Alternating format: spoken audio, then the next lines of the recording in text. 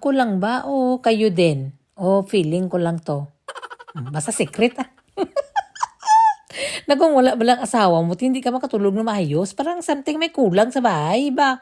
Lahat ng mga kalabog, napapansin ko yan, lahat ng mga kuskus, hindi ako makatulog. Para ako nire-reviews. Parang hindi bala ako komportable na walang tatay ng bahay namin now. So ngayong araw, darating na si Uncle kasi bati naman kami, pinalayas ko man siya. Ay, joke lang. So, pauwi na si Daddy ngayon, tita, kasi di ba nagbisita din siya sa lola. So, susundo kami sa airport. Mali pa talaga, akala ko. Medyo hapon pa darating si Uncle. Sus, ngayon man palang tanghali, bigat lang. So, hindi kami nakapag-prepare, nagutoban kami. Dumaan muna kami ng bakery, tsaka nabili kami ng, ng mga mainom namin sa shop. Kasi mas mura man sa shop, no? So, samtang na nagkabiyahe na kami, tita, na-nervous pa ako ng bigla. Sabi ko, ang plan siya, hindi ko man siguro nabunot.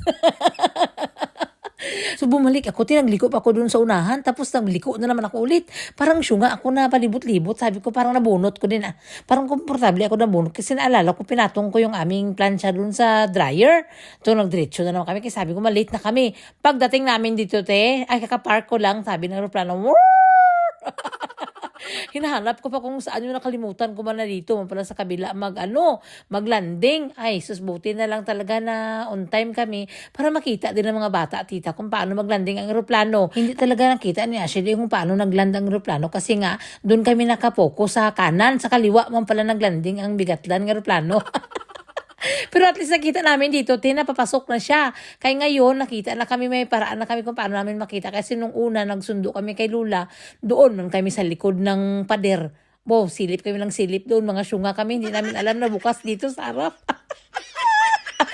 Ay. Susakala mo naman kung mga ilang taon talaga hindi nagkita yung mag-ama ba? Na makasyagit para nakakita kay Domingsu. So, ayun na nakita namin si Daddy, nakayuko siya. Sus, nung nagyuko pala si Daddy, sabi niya sa amin, nahulog yung kanyang boarding pass. Pagkahulog ng kanyang boarding pass to, nagtuwad siya, pinulot niya, na-impass yung kanyang cellphone. Nakrak talaga ang screen, O, bongga, di ba? Nung papunta siya sa Adelaide, tita, nagsakay siya sa bus, naiwan niya daw ang laptop niya sa bus. Sabi ko, buinas talaga ang buhay mo to. Pagpunta mo doon na wala ang laptop mo, pag uwi mo, nawasak naman ang cellphone mo. Ay, ambot, siyo dyan. Tumatanda ka na talaga. Si Uncle tinalat na din po yan ng mga pasalubong Pilipino na yan sa puso. So, dapat kung may puntahan niya siya pag uwi niya, may mga pasalubongin sa mga girls. O ito din yung sa akin, tsaka sa mga bata. Tapos sabi ko, Col, you know the drill na, Col. Alam mo na kung ano yung mga papasok mo dyan sa bag mo. Nadalasa na din si Uncle, nalat na sa akin, ginakolekta niya na din yan. Kasi papadala ko yun sa Pilipinas, so tingnan mo marami na, tita, sa lahat ng mga na-stayhan namin nung una, ginakolekt ko man yan. Di marami na, ilang bag na ilagay ko yun sa balikbayan box. Tapos, nag-work na si Uncle, kami naman ng mga bata, ng grocery naman, nagpunta kami sa Filipino shop kasi nagbili ako ng puso, ng saging. Tapos mga tuyo, kaya mag-camping man kami, tita, sa Sabado. O maglitsyon paksiw kami, di ba marami itong baboy si tita sa paglitsyon. O tapos nagbili din ako ng sardinas kay udong at saka magmiswa, may mga natira pa man din ako. Marami man akong udong. O tapos sa mga chichiburichi dyan para kompleto. O pagkatapos yan, maya nagluto na naman ako ng panihapon kasi welcome party nga. Kasi nga ilan ngang simana na nag-alis si Uncle. 3 araw lang pala. Alam ko na gutom yung asawa ko, tita. Kaya nagluto ako ng masarap na ulam. Kaya kung kami lang naman ng mga anak ko, magmunggos-munggos lang kami ng mag-isda. Wala kaming problema, magbulad. Okay lang.